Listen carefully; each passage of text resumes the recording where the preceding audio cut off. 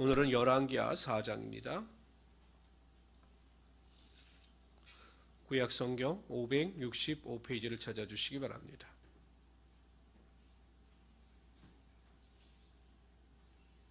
구약성경 565페이지 열왕기하 4장 말씀이 되겠습니다. 우리 먼저 1절부터 7절까지 읽도록 합니다. 선지자의 제자들의 아내 중에 한 여인이 엘리사에게 부르짖어 이르되 당신의 종 나의 남편이 이미 죽었는데 당신의 종이 여호와를 경외한 줄을 당신이 아시니 바나이다. 이제 빚준 사람이 와서 나의 두 아이를 데려다가 그의 종을 삼고자 하나이다 하니 엘리사가 그에게 이르되 내가 너를 위하여 어떻게 하랴. 내 집에 무엇이 있는지 내게 말하라. 그가 이르되 계집종의 집에 기른 한 그릇 외에는 아무것도 없나이다 하니 이르되 너는 밖에 나가서 모든 이웃에게 그릇을 빌리라. 빈 그릇을 빌리되 조금 빌리지 말고 너는 내 두 아들과 함께 들어가서 문을 닫고 그 모든 그릇에 기름을 부어 차는 대로 옮겨 놓으라 하니라. 여인이 물러가서 그의 두 아들과 함께 문을 닫은 후에 그들은 그릇을 그에게로 가져오고 그는 부었더니 그릇에 다 찬지라. 여인이 아들에게 이르되 또 그릇을 내게로 가져오라 하니 아들이 이르되 다른 그릇이 없나이다 하니 기름이 곧 그쳤더라. 그 여인이 하나님의 사람에게 나아가서 말하니 그가 이르되 너는 가서 기름을 팔아 빚을 갚고 남은 것으로 너와 내 두 아들을 생활하라. 선지자가 죽자 선지자의 제자가 죽자 선지자의 제자의 그 아내가 그 빚으로 인하여 큰 곤란에 빠지게 됩니다. 그러나 낙심하지 아니하고 엘리사에게 찾아와 도움을 요청하므로 그 위기를 벗어나고 있습니다. 3절에 보면 엘리사는 그 여인에게 빈 그릇을 빌리되 조금 빌리지 말라 이렇게 이야기합니다. 많이 빌리라는 거죠. 될 수 있는 대로 많이 빌리라는 것입니다. 결국 그 여인은 동네 사람들에게 그릇을 빌린 만큼 그 양의 기름을 얻을 수가 있었던 것입니다. 만약에 이 여인이 그릇을 조금만 빌렸더라면 그 여인은 기름을 조금밖에 얻을 수 없었던 거죠. 그러나 될 수 있는 대로 많은 그릇을 구했기 때문에 많은 기름을 얻을 수가 있었습니다. 하나님의 축복의 분량의 크기는 우리의 믿음의 크기에 비례하는 것입니다. 하나님께서는 여러분들이 소유하고 있는 믿음만큼 하나님의 축복과 능력이 반드시 임하게 하여 주십니다. 그러므로 기도하실 때마다 마음의 소원을 하나님께 아뢰실 때마다 입을 넓게 열어서 믿음의 크기를 크게 열어서 하나님께 믿음으로 기도하심으로 하나님의 채워주심을 경험할 수 있는 우리 성도들이 되시기를 주님의 이름으로 축원합니다. 또 4절에 보면 문을 닫으라고 하였습니다. 그릇을 빌려와서 문을 닫으라고 이야기를 합니다. 아마 그릇을 빌릴 때 마을 사람들이 궁금해서 쫓아오는 사람들도 있었을 것입니다. 그러니까 그 모든 사람들의 말에 집중하지 말고 문을 닫고 오직 엘리사의 명령에 순종하여 그 일에만 집중하라 이렇게 이야기한 것입니다. 제가 목회를 하면서 가장 답답한 분들 중에 하나가 무엇이냐면 믿음이 없거나 믿음이 있어도 여전히 세상 속에 빠져있는 사람들의 말을 귀를 기울인다는 것입니다. 우리는 믿지 않는 자들의 충고나 말에 귀를 기울일 필요가 없습니다. 믿음이 없는 자들의 말에 귀를 기울일 필요가 없습니다. 오직 하나님의 음성과 하나님의 말씀에 귀를 기울여야 하나님께서 그 순종하는 모습을 보시고 그 성도의 삶에 하나님의 축복의 능력이 임하게 하여 주시는 것입니다. 그래서 우리 모든 성도님들은 결심하시고 오직 하나님의 말씀, 하나님의 음성에만 귀를 기울이고 세상의 모든 지식과 지혜에 대해서는 귀를 닫고 순종하심으로 하나님의 큰 능력을 맛보시는 귀한 성도들이 되시기를 주님의 이름으로 축원합니다. 우리 8절부터 37절까지 읽도록 하죠. 수넴 여인이 경험하는 기적에 대해서 나옵니다.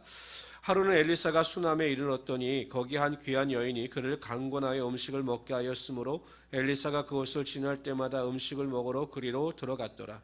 여인이 그의 남편에게 이르되 항상 우리를 지나가는 이 사람은 하나님의 거룩한 사람인 줄을 내가 아노니 청하건대 우리가 그를 위하여 작은 방을 담 위에 만들고 침상과 책장과 의자와 촛대를 두사이다.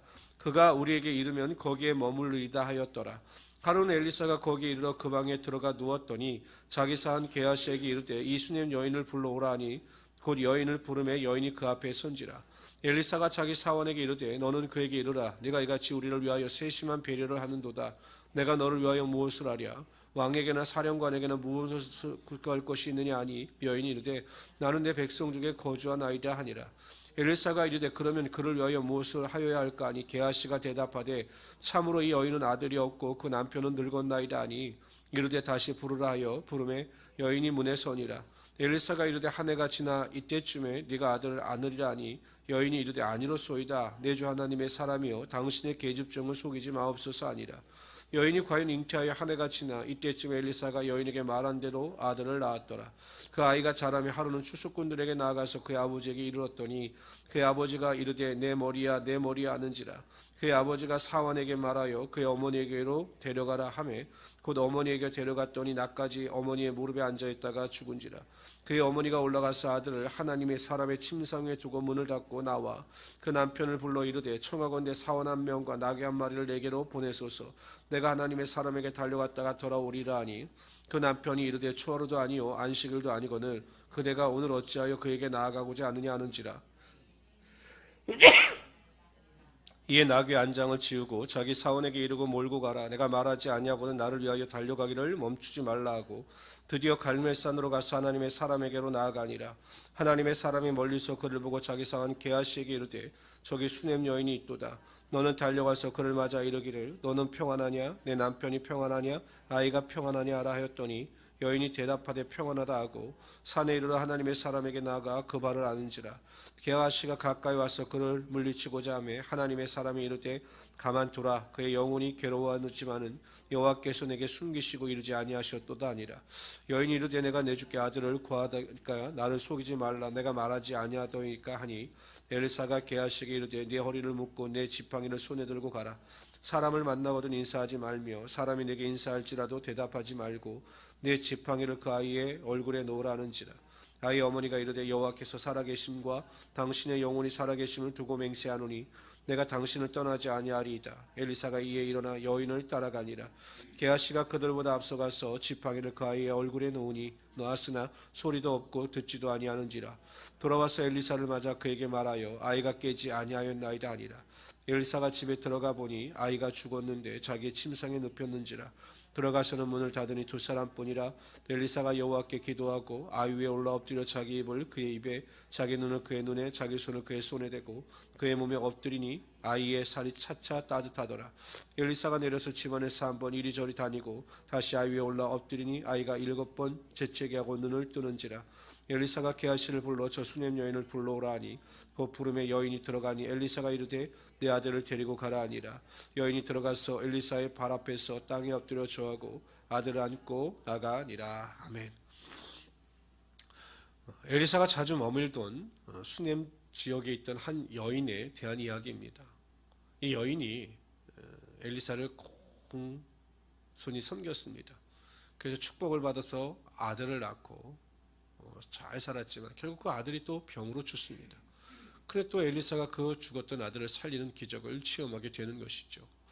근데 과연 이 수냄 여인이 어떻게 그러한 하나님의 놀라운 기적을 체험할 수 있었는가? 두 가지밖에 없습니다. 첫째는 하나님의 사자 엘리사를 잘 섬겼기 때문입니다. 엘리사가 구하지도 아니하였는데 그를 위하여 방을 준비하기도 하고 그래서 하나님의 사자 엘리사를 잘 공경했다라는 것입니다. 우리가 삶을 살아가면서 우리의 삶의 주인이신 예수 그리스도를 항상 우리의 삶에 모셔드리고 환영하며 그분이 기뻐하시는 뜻대로 순종하며 살아가야 하는 것입니다. 예수 그리스도가 우리의 삶의 주인이 되시고 그 예수 그리스도를 우리의 삶에 환영하여 모셔 섬기기만 하면 하나님께서 반드시 여러분의 삶에 하나님의 축복과 은혜와 능력이 임하게 하여 주시는 것입니다.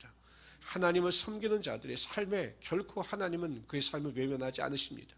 반드시 복주고 기적의 능력이 나타나게 하여 주시는 것입니다.